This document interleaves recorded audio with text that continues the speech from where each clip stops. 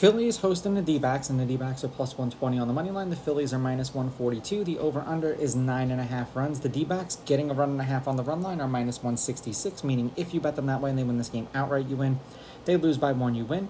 And the Phillies laying a run and a half on the run line are plus 138, meaning if you bet them that way, they must win by 2 or more. Neither of these pitchers pitched against the opposing team last year or this year. The weather is supposed to be 92 degrees with 9-mile-an-hour winds blowing out and an 8% chance of rain. And I would say that the D-backs are probably happy to get out of this heat. You know, not that it makes much of a difference that they're playing inside, but yeah, going everywhere when it's 115 degrees outside really sucks. Head-to-head, the D-backs are on a 2-game winning streak. The Phillies are 6-4. The road team's on a 3-game winning streak. The road team is 6-4. The underdog has won the last 2 games they played against each other. The favorite is 5-5 on the money line, while the underdog getting a run and a half on the run line is 6-4. The under's hitting their last 3.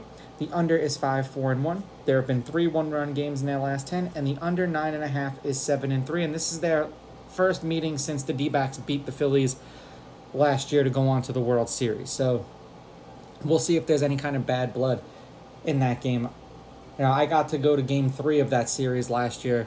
The tickets were so super cheap, but grateful for the memories. Montgomery, the D-backs are 3-2 in his last 5 starts. The over is hitting his last 4. The over is 4-1 in his last 5. They've won his last 2.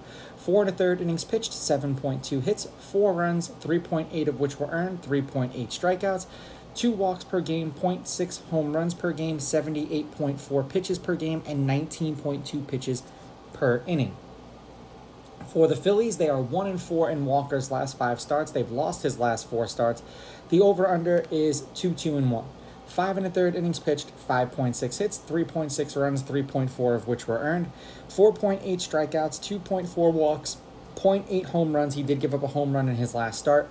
89.6 pitches per game, 16.7 pitches per inning. The D-backs are 7-3 in their last 10, 3-1 in their last 4. Granted, they've had the Angels, the White Sox, and the Nationals. That's their last series that they've been playing. 17 runs, 5 runs, 4 runs, 7 runs. 12 runs in a win, 5 runs in a win, 1 run in a loss, and 5 runs in a win. The Phillies are 4-6 in their last 10. They've had 2 slightly tougher opponents lately, the Orioles and the Padres. 11 runs, 11 runs, 7 runs, 7 runs. 3 runs in a loss, 9 runs in a win, 4 runs in a win, and then 2 runs in a loss. Montgomery is pitching better right now. The Phillies are very difficult to beat at home.